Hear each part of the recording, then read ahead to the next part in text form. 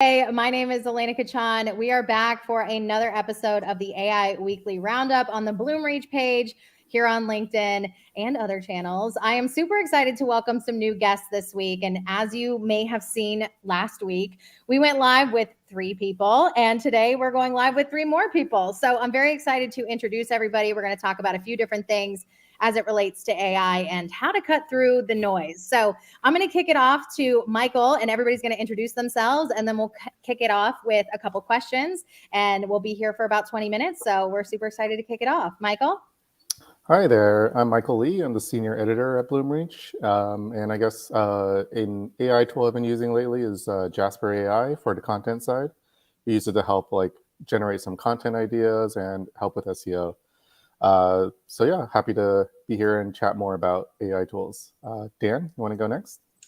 Thanks, Michael. I'm Dan Edelman, CEO and co-founder of Runic. We are a generative AI startup that uses generative AI to analyze social media content to help marketing teams, PR teams, product teams understand what's being said about their brands, products, and services. One AI tool that I've been using lately that I've been really happy with is Claude from Anthropic. It's the first time that I've seen a tool since the advent of GPT-4 that, is really as powerful. And we were tinkering with the API. We've been really happy.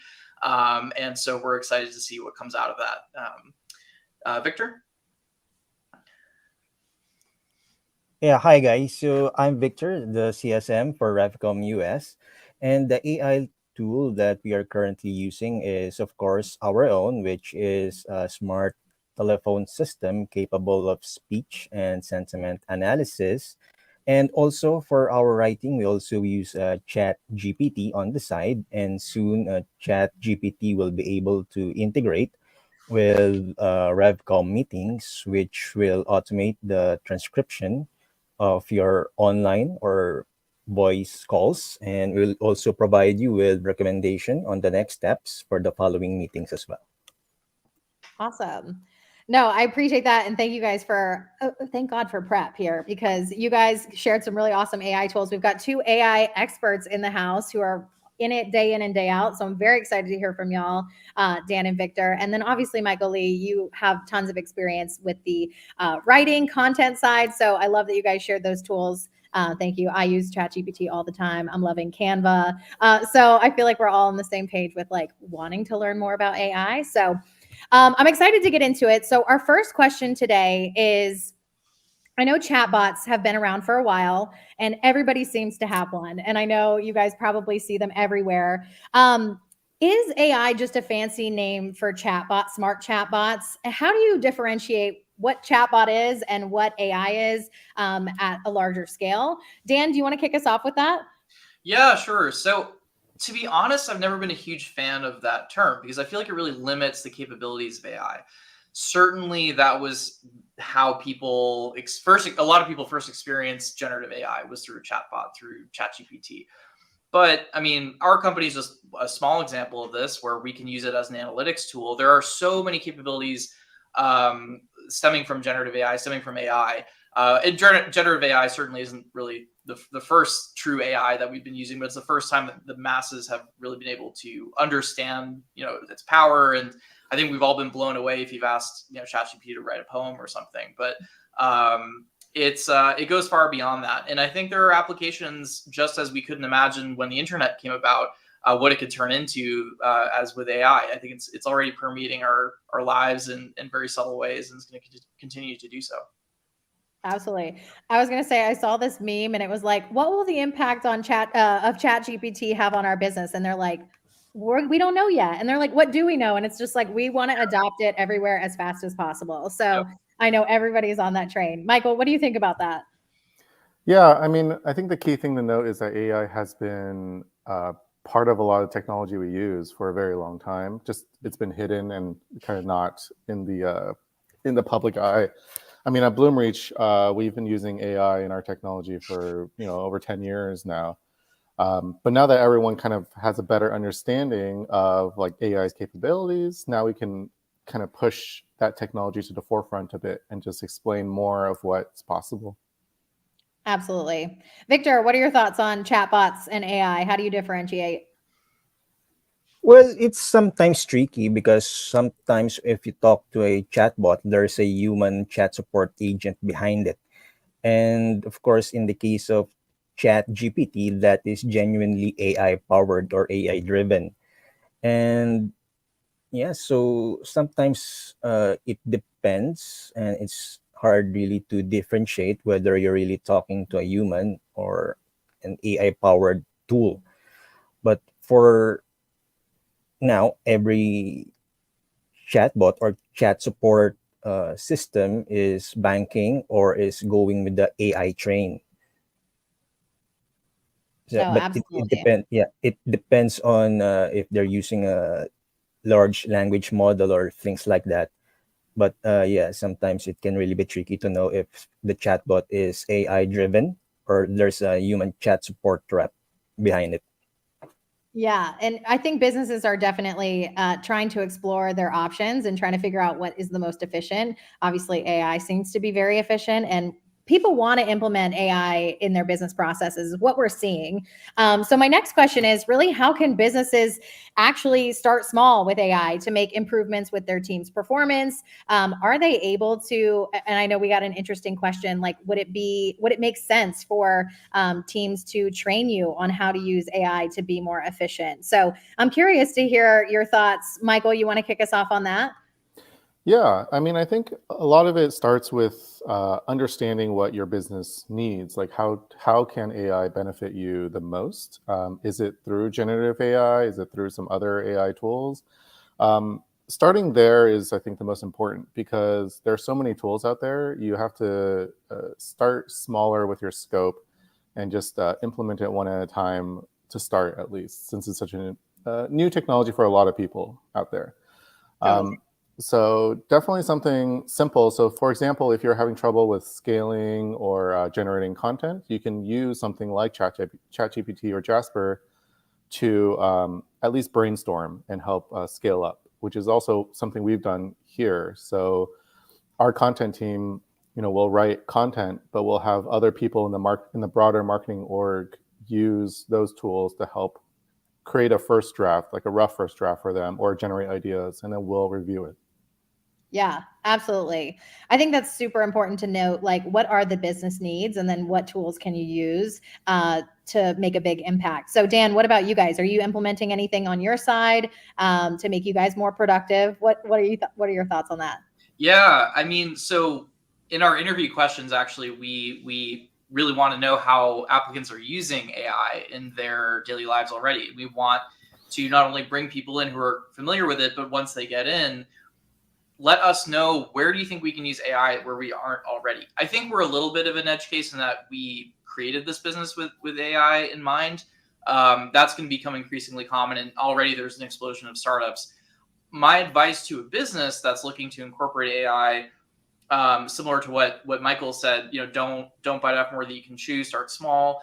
I think a good place to start are small things around like unstructured data, because unstructured data is a huge pain for everybody in any kind of business. In our personal lives too, you're overwhelmed with email or text messages or whatever. One tool that can be really easy to use that people can get immediate value from is like a Slack summarizer, where on a public channel or conversation with your boss, for instance, there are a lot of tools out there that will simply summarize on a daily basis, or whatever, what's being said, what needs to get done, and it adds order to unstructured chaos. So that's a really great place to start.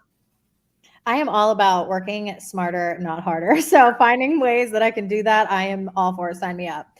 Victor, what do you think in terms of what businesses should think about when looking for AI tech or where they should start? What are your thoughts? Well, for browsing AI tech that they can use, they can start by looking at the Forbes list of AI 50. So Forbes is releasing a list of a compilation of 50 AI companies, and businesses can start looking at those lists on which they can implement or utilize for their business without upgrading their current infrastructure. So yeah, so by looking at the Forbes AI 50, that will trim down your list to 50 companies and choose whether or what AI tools you can use without upgrading your current infrastructure. and what tools or systems can currently integrate with the systems that you are currently using, and maybe a C, which is a process fit for your business. And of course, why not start to an AI tool or system that will upgrade maybe your customer service reps or sales reps, as retooling your customer service reps and also your sales reps will result in increased productivity and also ultimately increase in revenue. Yeah, absolutely. I guess my final question here is, how do you guys recommend that people utilize AI to the fullest potential? So say you are a business and you are implementing tools that make sense for you guys. How do you ensure that everybody adopts it, everybody's in, they're using it to its full potential? Are you seeing anything personally or from the business side that you would recommend or want to share? Maybe Dan, I'll start with you. Yeah, that's a great question, and one that people don't tend to think about, because something being really useful and then making behavioral changes, those are different things. Yeah. And I think it took a little bit for everyone to realize that Google was the search engine, right? And I think kids in high school, middle school have already caught on to ChatGPT and are using it for everything. But for professionals who are used to a certain set of tools in their professional personal lives, it's a bit slower. For me, I find myself, I work to remind myself to use generative AI. Specifically, I have the ChatGPT app on my phone in ways that, if I'm stumped on something, I try to think, can ChatGPT help with this? The other night, my friends and I were playing a board game. We were stumped on a rule, and we asked ChatGPT, and it's been trained on all these rule books from board games, and it knew the board game, it knew the edge case, it could explain what we had to do, and it was the most amazing, convenient use of the technology. And I find myself thinking more and more the more I use it, okay, how can I implement this, in my personal life? And then for business, it's the same way. So we ask ourselves, have you thought about using ChatGPT for this legal question or this tax question, or just not to copy paste the answer, because that's not great, but to give yourself a starting point and avoid that white space problem when you starts working on something. Totally. I think, Michael, you can probably attest to like that feeling when you're just looking at a blank page and you're like, where do I even start? I love that you also mentioned, Dan, the rules. I mean, like, ChatGPT might be wrong about some things, but like it is learning constantly, it's evolving. And you want to make sure that obviously what it pushes out makes the most sense for you. You don't ever want to like copy and paste it. But I guess, Michael, do you have any thoughts about like, using it to its fullest potential, or just like retraining your team to think like, how can I use this better, or how can I be more efficient? What are your thoughts there? Yeah, for sure. Well, first, Dan, as someone who plays a lot of board games too, I need to take that advice and try using it for rules. Yeah. I think something to help is to understand what the limitations are of generative AI in its current state, which would help you use it in the best way possible. Because you can't use it as a replacement for everything. You can't use it to necessarily, you got to fact check it, because there are obviously some well-publicized cases now of people using it and getting false information. There's some articles out there about like chatbots is kind of making things up. So you got to fact check it. You got to know that it's, it's taking stuff that's already out there and repurposing it for you. So it's a good place for thought starters, but it's not necessarily going to replace your content. Because the content it creates, it can be, it seems like it makes sense, but it doesn't always if you dig a little bit deeper. So you have to like massage it, and you have to put a human element there as well.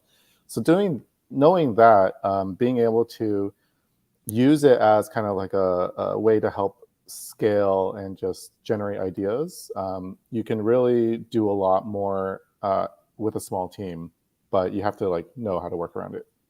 I love that it kind of puts you in the editor's seat. So you're kind of more thinking, you're dedicating time to strategy instead of like the tedious, like, where do I start points, where I feel like it kind of helps you with the starting point, and then you can kind of be in the driver's seat and edit and strategize from there. So Victor, any thoughts that you want to add in terms of using AI to its fullest potential? Yes, so involve every department in your organization. So if you're using an AI tool for your sales reps, involve operations and maybe marketing as well. So yeah, and if the tool can say they can integrate with maybe a Salesforce and HubSpot, then yes, integrate it with Salesforce and HubSpot.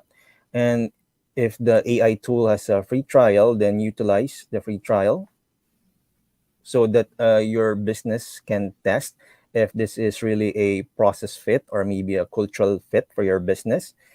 And yeah, involve every department for the business and see I on how love it that. will work for you.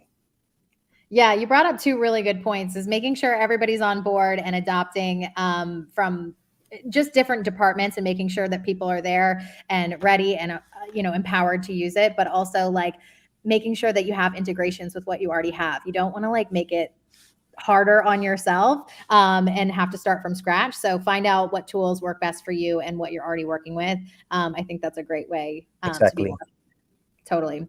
Well, I love that. I know in the interest of time, we want to definitely keep these short. So I love all of y'all's thoughts. Thank you so much for tuning in. I did task everybody, and obviously, with the interest of time, we're not getting to them, but we do have some fun articles that we want to share that we thought were interesting. So we'll share them here in the comments. That way, you guys can see what we're finding interesting every week. All of our guests are going to bring something fun to the table so you guys can discuss in the comments. So, anyway, thank you guys for tuning in for the AI Weekly Roundup. Be sure to tune in for our Edge Summit at the end of this month in August. I'm so excited. We're going live for 2 days straight. It's going to be full of AI talks. So let us know if you want us to cover something next week. We're going to have amazing guests on. So we appreciate you tuning in, and thank you guys for joining us.